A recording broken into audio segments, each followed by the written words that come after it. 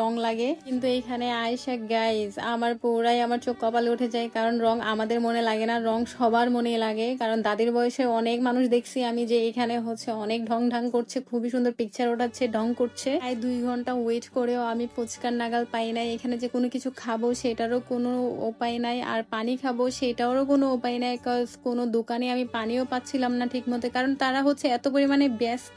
পানির জন্য অনেক লম্বা পরিমাণের সিরিয়াল ছিল। জায়গাটা দেখে তো পুরো আমার চোখ কপালে উঠে যায়। ভাইরে ভাই, 2-3টা জায়গায় এত বড় বড় প্যান্ডেল করে রাখছে, আমার মনে হচ্ছে যেটা কোনো জাপত বাড়িতে চলে আসছি। মেবি কোনো মানুষ মারা গেছে ওইখানে, আমি 40 খেতে আসছি, আমার ওইটাই মনে হয়েছে গাইস। এত এত মানুষ, যার যার খাবার তার তার নিয়ে বসে থাকতে হয়েছে, কে জানে কে নিয়ে যায়। সে বড় কথা হচ্ছে কোনো খাবার দাবার এখানে অ্যাভেলেবেল ছিল না ভালো করে, খুবই স্টক আউট, খুবই সীমিত। ওরা বানায় কুল পাচ্ছে না আর এরা খেয়ে কুল পাচ্ছে না, এমন একটা অবস্থা। যাই হোক, যারা এই পার্কে যাবেন চিন্তা করছেন, আমি বলবো যে কিছুদিন একটু স্কিপ করেন, একটু